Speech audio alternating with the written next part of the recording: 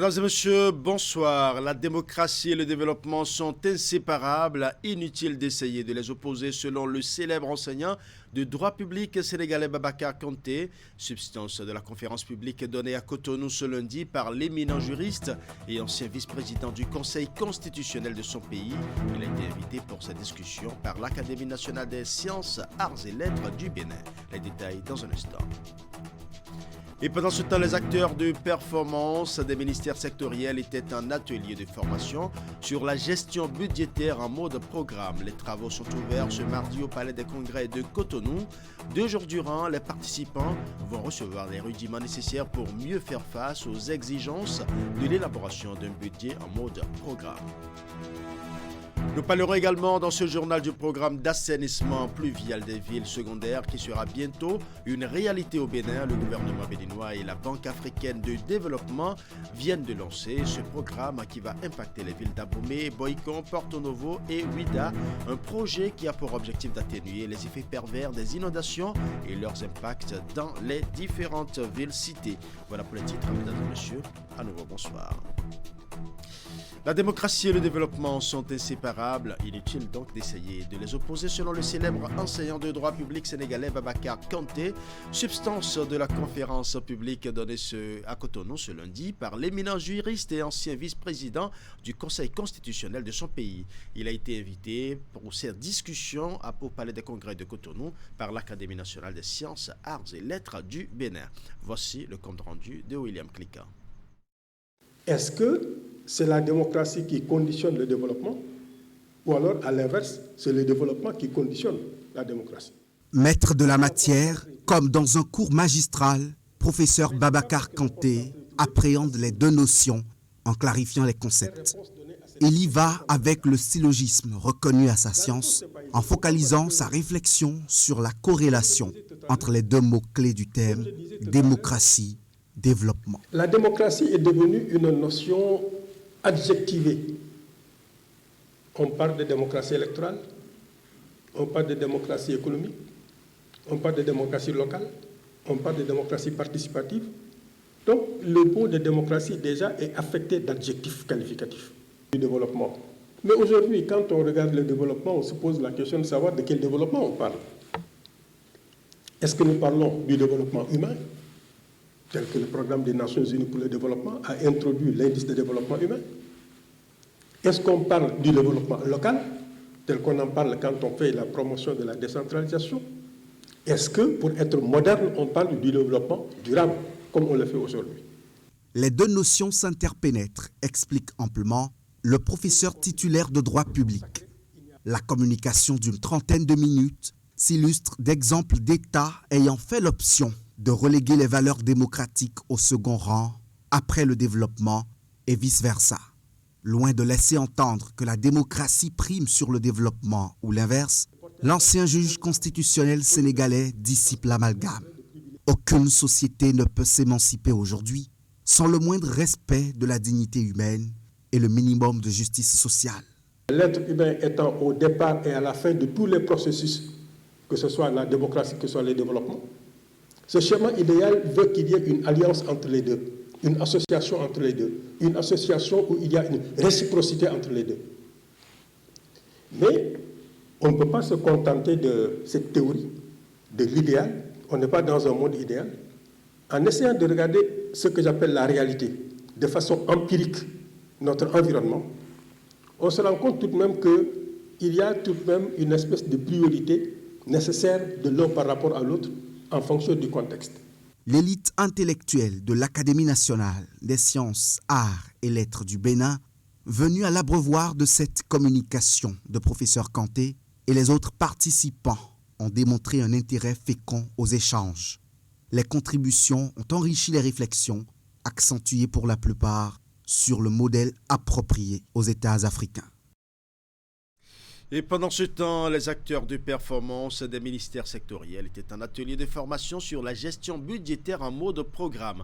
Les travaux sont ouverts ce mardi au Palais des Congrès à Cotonou. 2 jours durant, les participants vont recevoir les rudiments nécessaires pour mieux faire face aux exigences de l'élaboration d'un budget en mode programme. Teddy Goudalo. Présentement, Face aux explications de Oscar Metenhoué, personne ressource dépêchée dans le cadre de cette formation, les participants sont bien attentionnés. Ces hommes et femmes, acteurs de performance, proviennent des ministères sectoriels pour avoir des outils efficaces sur la gestion budgétaire en mode programme. Nous touchons l'essentiel. Nous allons à l'essentiel, vraiment à l'essentiel, ce qui serait d'une utilité pour les acteurs, pour leur permettre de faire le travail. Vous savez, dans quelques jours, les ministres doivent passer à l'Assemblée nationale donc, pour présenter leur budget. Il y a une manière de présenter. Donc, il y a un instrument que nous appelons la revue, qui participe du dialogue de gestion de ces programmes. Donc, les résultats doivent être intégrés à la note de présentation du ministre devant la représentation nationale.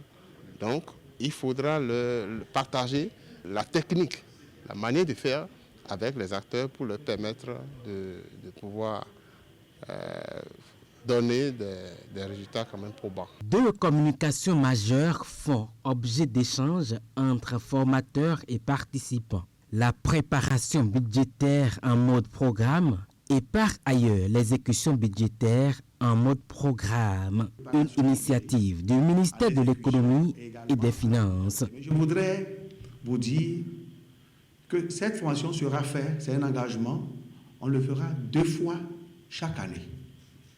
2 fois chaque année pour permettre une appropriation complète de la réforme pour que cette réforme devienne vraiment une réforme pérenne. Parce que l'objectif à terme, c'est de garantir la performance dans la gestion des finances publiques. Les acteurs que vous êtes confrontés également à des difficultés techniques au niveau de l'utilisation du système même. Nous allons également prendre en compte dans l'actualisation, parce qu'actuellement on est dans la phase d'évaluation du plan quinquennal de formation sur la gestion en mode programme. Et l'évaluation doit tenir compte également de la formation technique, c'est-à-dire que sur le système en question. Et donc là, il sera question de programmer des formations par vague avec des ministères pour qu'il y ait une assistance plus rapprochée des différents acteurs qui travaillent, qui intègrent les informations dans le système d'information. Des thématiques assez capitales pour ces acteurs de performance des ministères sectoriels. Les travaux sont prévus pour durer 2 jours à Cotonou. Parlons à présent du programme d'assainissement pluvial des villes secondaires qui sera bientôt une réalité au Bénin. Le gouvernement béninois et la Banque africaine de développement viennent de lancer ce programme qui va impacter les villes d'Abomey, Boycon, Porto Novo et Ouida. Le programme a pour objectif d'atténuer les effets pervers des inondations et leurs impacts dans ces différentes villes. Reportage. Ils seront bientôt conjugués au passé, ces problèmes d'inondation et leurs impacts sur les populations d'Abomey, Boycon, Porto Novo, Ouida et leur environnement. En réponse aux enjeux de vulnérabilité du territoire face aux inondations cycliques, le gouvernement béninois a initié le programme d'assainissement pluvial de ces villes secondaires qui prend corps. Il prévoit fondamentalement la construction de collecteurs de drainage d'eau pluviale ainsi que l'aménagement de voies de services associés.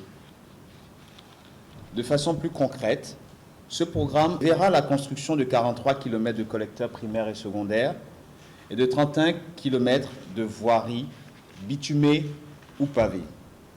À travers ce programme, les capacités des institutions publiques à s'adapter et à anticiper les risques climatiques seront renforcées également. Les populations seront sensibilisées sur l'hygiène et l'assainissement au service de la cohésion sociale. Outre la contrepartie béninoise, le programme d'assainissement pluvial des villes secondaires est financé par la Banque africaine de développement. Plus de 107 milliards de francs CFA sont mobilisés pour la réalisation de ce programme exécuté par la Société des infrastructures routières et de l'aménagement du territoire, SIRAT. Le plus tôt les choses sont faites, le plus tôt ici on améliore la qualité de vie des populations de ces grandes villes historiques, le mieux nous serons tous par rapport à ça. Donc je suis très heureux d'être à ce stade.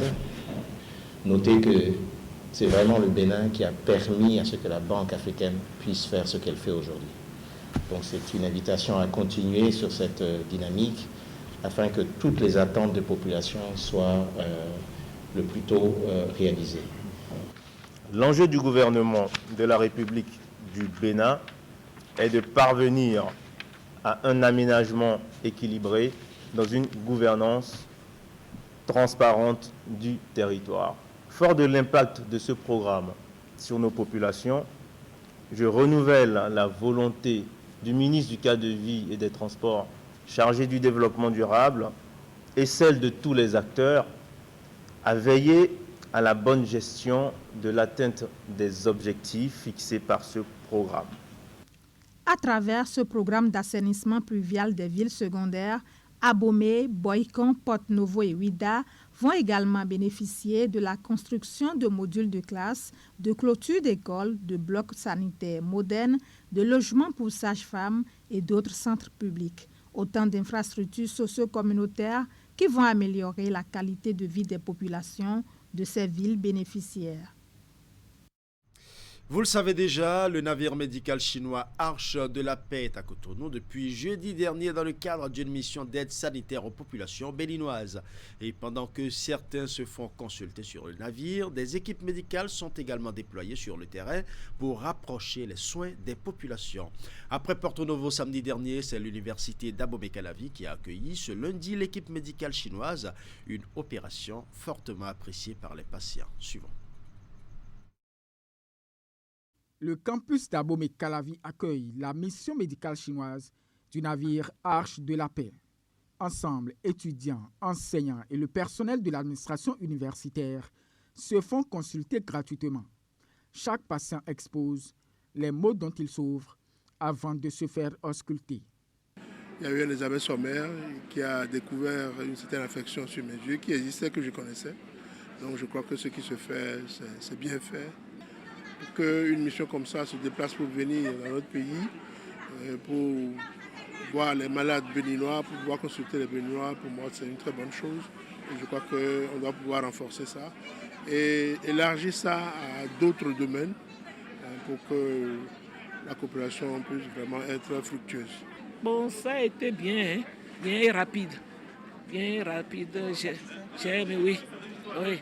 Maintenant, on m'a donné des médicaments. Je vais utiliser pour voir si je vais trouver satisfaction.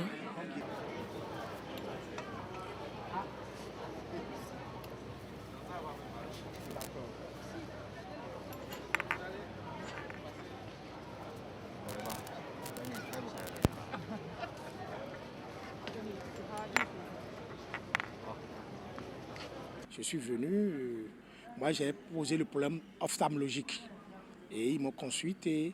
Ils m'ont dit que je dois aller me faire opérer parce qu'ils ont constaté que j'ai de cataracte compte tenu de la consultation. Et ils m'ont donné un verbe juste pour lire. Je trouve que c'est bien et j'ai aimé ça. Je suis venu pour faire l'ophtalmologie, les yeux, pour regarder. Mais déjà, les lunettes qu'ils viennent de me donner ont nettement amélioré mes yeux par rapport à ce que j'avais. Donc j'ai vu des petites écritures que j'ai pu lire, alors qu'avant, ce n'est pas facile. Une fois encore, l'équipe médicale chinoise s'est surpassée en recevant au-delà du nombre de patients préalablement inscrits. La preuve que l'université d'Abomey-Calavi avait bien besoin de cette mission sanitaire. Allons à présent dans le nord du Bénin où des commerçants indélicats se sont fait épingler par le ministère de l'Industrie et du Commerce. C'est grâce à une délégation de l'Agence nationale de normalisation de métrologie et du contrôle qualité qui a effectué une descente inopinée sur le terrain pour s'assurer que les poids des produits pré-emballés destinés à la commercialisation sont conformes à la réglementation en vigueur. À l'étape de Natitengou, la mission de contrôle de l'ANM a mis à nu plusieurs commerçants qui ont été systématiquement mis sous convocation à titre conservatoire. Reportage. Une équipe de l'Agence nationale de normalisation de métrologie et du contrôle qualité ANM dans les boutiques de vente des produits vivriers préemballés à Natitengou.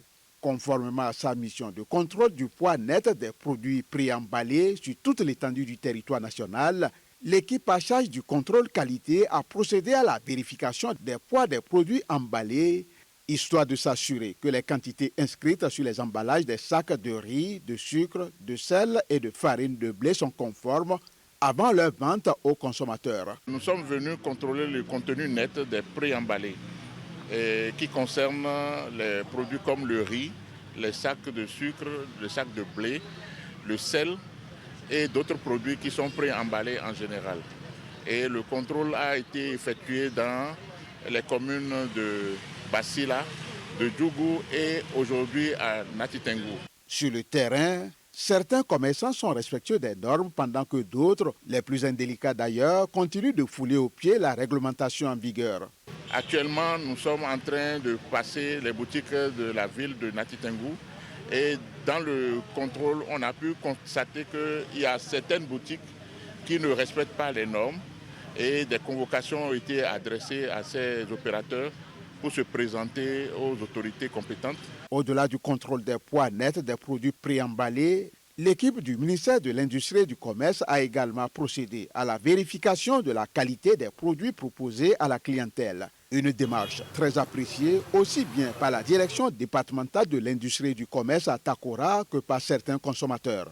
C'est une joie pour la direction de mener cette mission conjointe avec l'ANM pour assainir le marché sur la conformité des poids des préemballés et le contrôle des produits non commercialisables, je veux parler des produits périmés. Cette mission permet, sur le territoire des départements de la Takora et de la Donga, qu'on réduise, qu'on ne retrouve plus les produits impropres à la consommation et cela permettra à la population de consommer les produits sains. C'est un bon travail que les gens abattent. Vraiment, nous les félicitons. Nous les félicitons parce que je crois qu'ils ne veulent pas la corruption dans la vie. Au terme de cette descente inopinée dans les boutiques de Natitengu, le premier responsable de l'inspection et du contrôle qualité se dit plus ou moins satisfait tout en exhortant les consommateurs à plus de vigilance et à dénoncer les commerçants indélicats qui, tapis dans l'ombre, continuent de s'enrichir sur leur dos. Si c'est bon. Autre volet de l'actualité nationale, la jeune chambre internationale à Bénin a procédé ce vendredi 18 octobre 2024 à l'ouverture officielle de sa 35e convention nationale. Il s'agit en clair d'un événement qui a mobilisé des jeunes dynamiques et engagés autour des activités ludiques et didactiques. La cérémonie d'ouverture a connu la présence des personnalités dont le parrain Abdul Malik Gobina. Suivant. Les 35 ans de vie teintés de parcours exceptionnel de la Jeune Chambre internationale Bénin, JCI Bénin, ne passent pas inaperçus dans la cité des Pétoni, à Takora et Nyora. La Convention nationale Djougou 2024 reçoit comme souhaité l'adhésion aussi bien des jeunes que de hautes personnalités à ses idéaux. Une cérémonie empreinte donc de solennité qui ne fait pourtant pas oublier la période difficile que connaît cette organisation. Je voudrais vous rassurer, en ma qualité de président par intérim, que la bague ne chavira pas. Et je voudrais donc vous inviter, chers précieux membres, à s'adapter et à vraiment profiter des merveilles du Djougou. Les nombreuses actions que vous menez étant d'utilité publique, je vous exhorte vivement à les multiplier davantage au fil des mandats. C'est la Jeune Chambre internationale Djougou Action qui accueille cet événement d'envergure nationale. C'est donc à juste titre qu'elle a tout déployé pour la satisfaction des participants. Ces quelques jours que nous passons ensemble ici sont l'occasion parfaite pour nourrir notre profession, renforcer nos liens fraternels et revitaliser notre leadership. Cette semaine, Djougou devient ainsi le cœur battant de notre organisation, un lieu où les idées émergent, où l'avenir de notre organisation se dessine. La Convention nationale 2024 porte les griffes d'un natif de Djougou, reconnu pour sa proximité avec la jeunesse. L'honorable Abdoul Malik Gomina a ainsi accepté une fois de plus associer son image à ce regroupement de jeunes pour rehausser le contenu des manifestations. Toute mon admiration pour les membres de la CAI Bénin. Malgré les turpitudes, vous êtes présents. Cela veut dire que vous ne vous êtes pas trompés en vous surpassant pour que votre convention se tienne. Vous avez compris que la convention ne se tienne pas va plus nuire à votre association. Et donc, vous avez tenu à ce que la convention se tienne. Je voulais vous bravoter, vous féliciter, et je le dis avec gourmandise de mon cœur.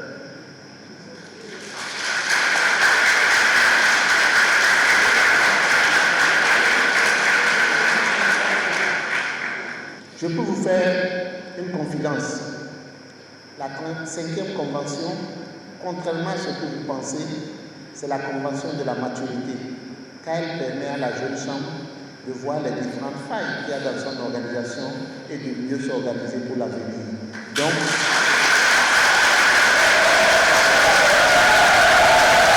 de belles prestations artistiques, rythmées par des sonorités de la localité, ont émerveillé l'assistance.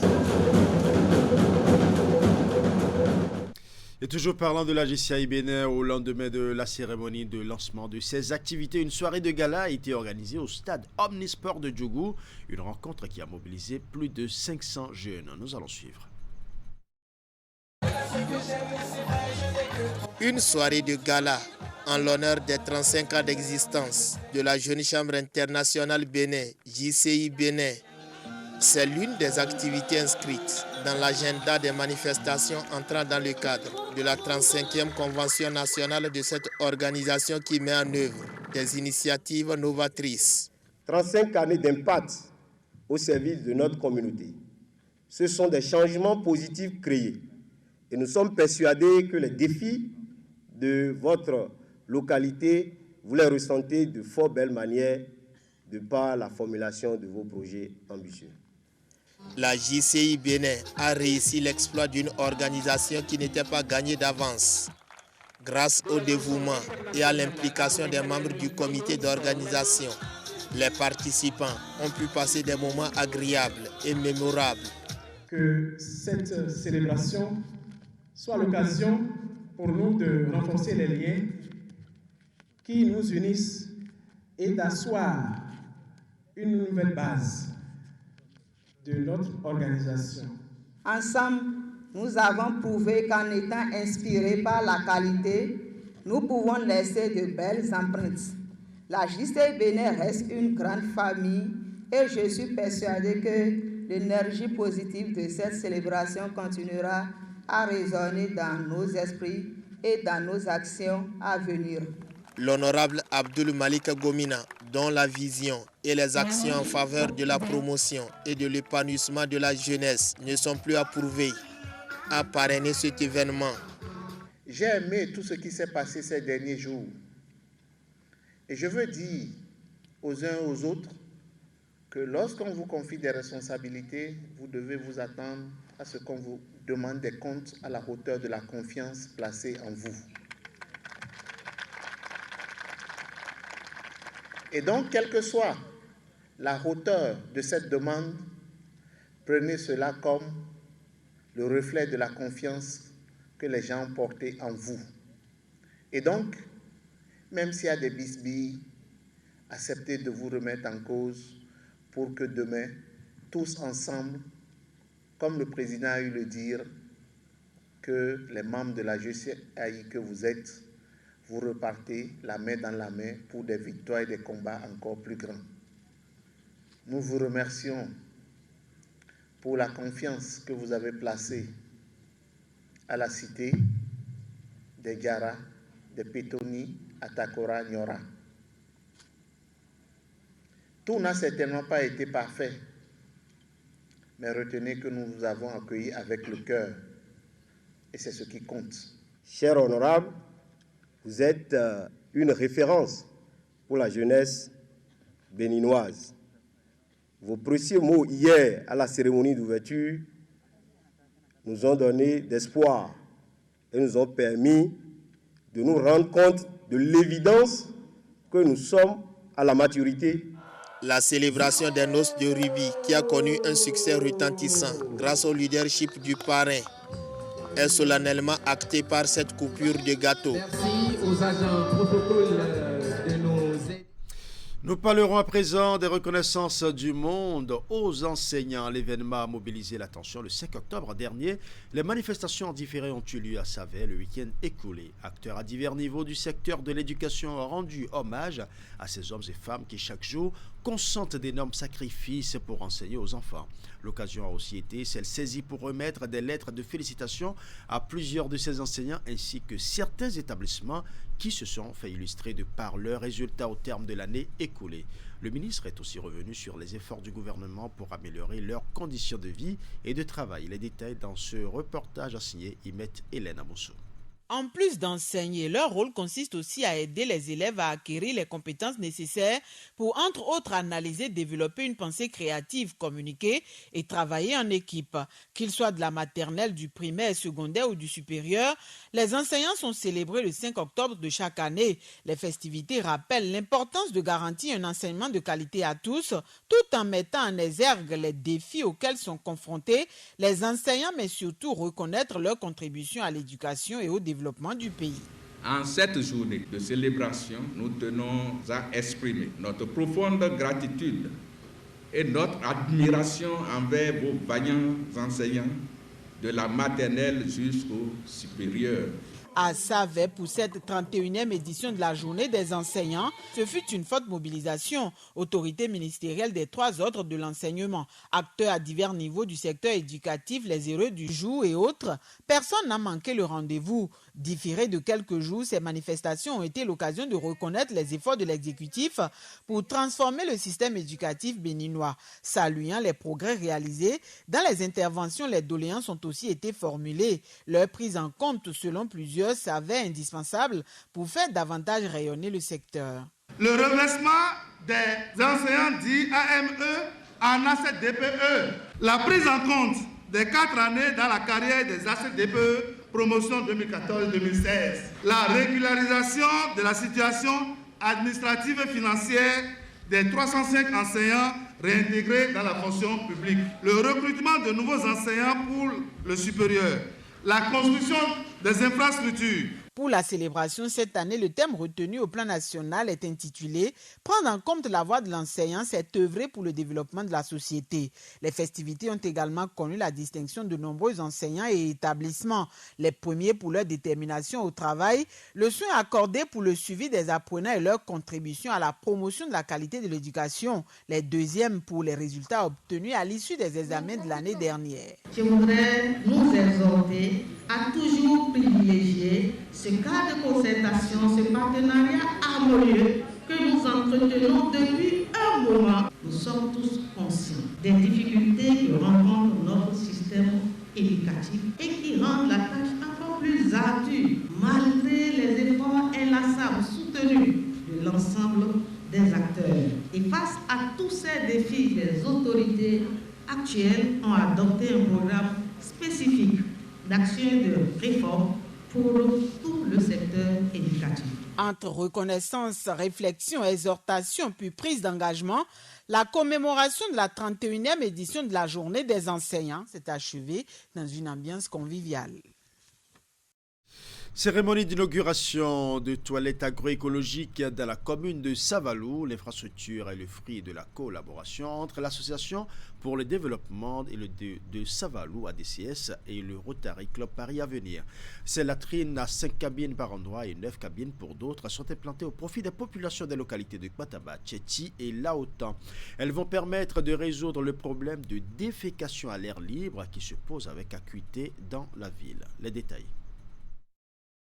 sèches et agroécologiques, ces toilettes se multiplient dans la commune de Savalou, après les arrondissements d'Agbado et Doumé. Pataba, Tchéti et Laroutan disposent aussi désormais de ces lieux d'aisance.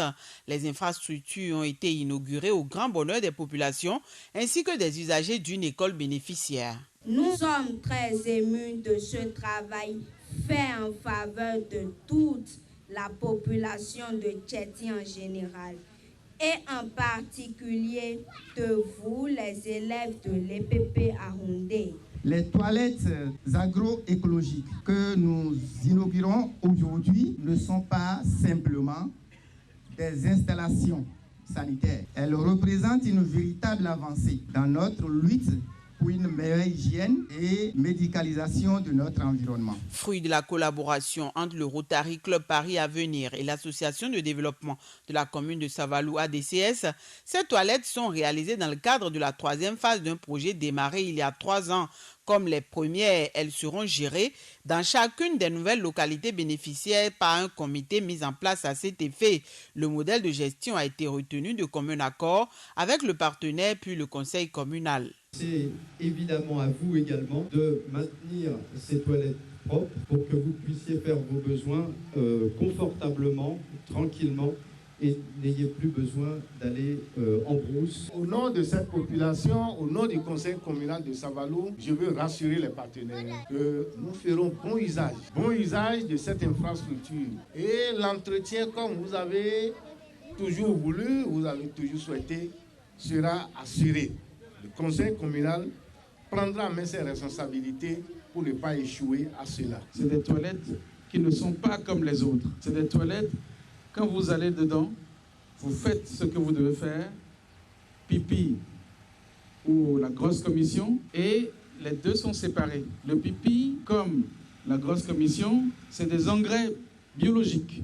Et quand c'est séparé, nous, on vient récupérer les urines d'un côté et les excréments, les excrétas de l'autre côté. Un laboratoire regarde si c'est bon, et si c'est bon, nous donne un numéro d'autorisation, et c'est ça qui permet aux agriculteurs de les utiliser.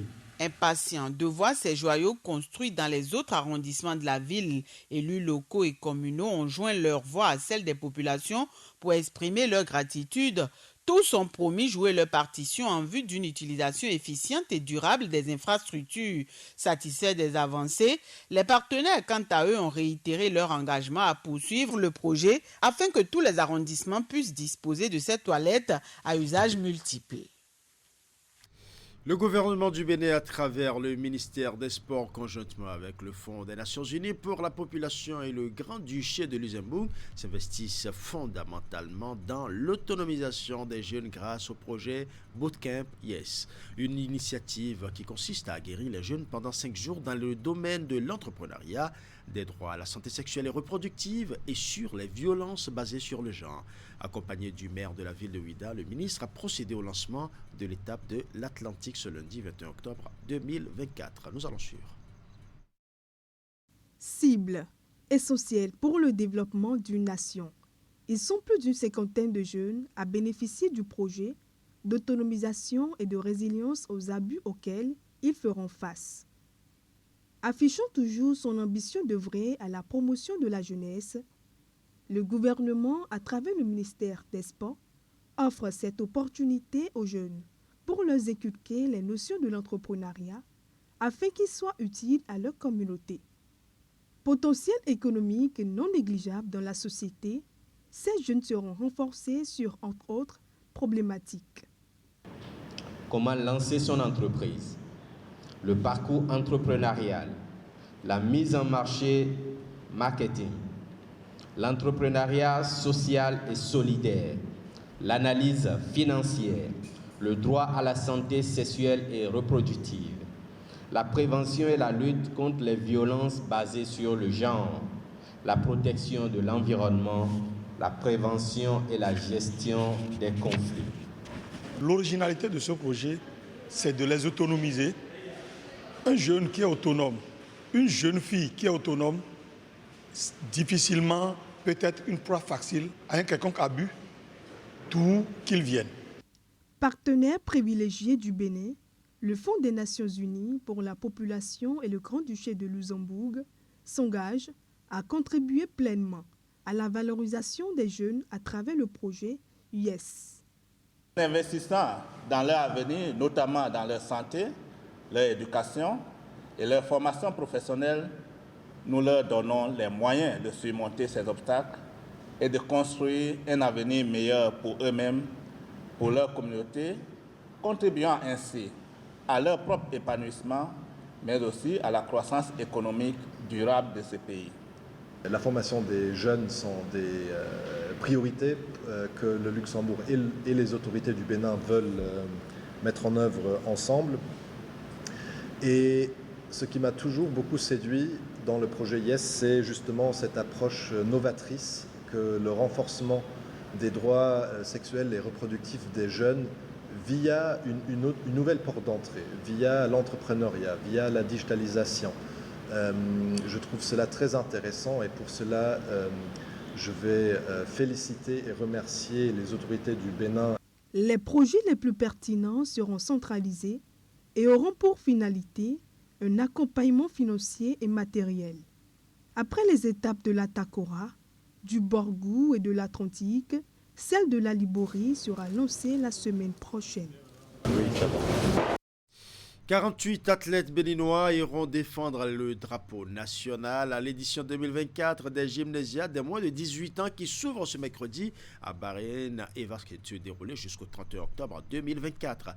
À quelques heures de leur départ pour cette compétition multisport réservée aux athlètes scolaires, les représentants béninois ont reçu la visite du ministre des Sports Benoît Dato qui leur a officiellement remis l'étendard national. Ils ont donc pour mission de faire parler du Bénin dans cette compétition internationale. Reportage. C'est une première pour le Bénin de participer aux Jeux olympiques scolaires des moins de 18 ans. Et voici l'acte qui consacre l'envoi en mission des 48 athlètes retenus pour défendre les couleurs nationales à Bahreïn au cours de la 20e édition des gymnasiades. Un nouveau cap qui est ainsi franchi dans la promotion du sport scolaire béninois et qui s'inscrit dans la droite ligne de l'ambition du gouvernement de voir le Bénin présent à toutes les compétitions internationales. C'est notre première participation. Nous n'y allons pas pour figurer. Vous devez mouiller le maillot. Vous devez nous donner l'envie de continuer à croire, l'envie de continuer à investir dans le sport, l'envie de continuer à se battre pour relever les défis qui sont les nôtres face au sport.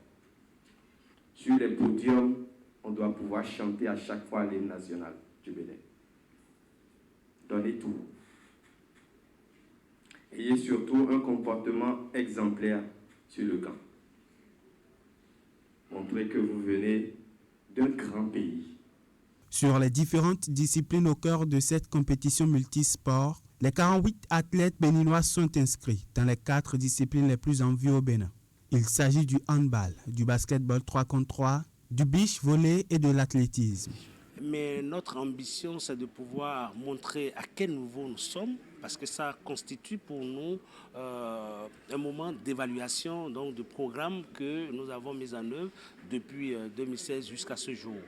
C'est une première participation et cette édition ne devrait pas être un rendez-vous juste de tourisme, mais donc un rendez-vous permettant au Bénin de se mesurer par rapport à l'ensemble des autres pays qui participent à cette compétition. Quand nous regardons tous les moyens que le ministère a mis à notre disposition, c'est normal qu'on le remercie en revenant avec des trophées, des médailles. Nous avons les armes nécessaires et mes coéquipiers et moi, nous sommes prêts à aller affronter cette compétition de grande envergure et ramener le trophée au Bénin.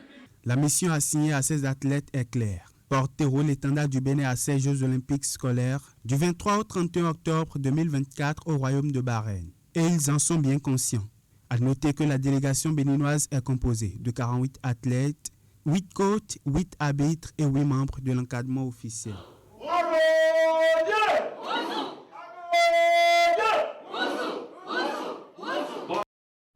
Bonne chance donc à ces 48 athlètes, de véritables ambassadeurs de la République du Bénin. Vivement beaucoup de médailles et surtout des trophées. Ce sera tout pour ce journal. Merci pour votre aimable attention. Bonne soirée à chacun et à tous.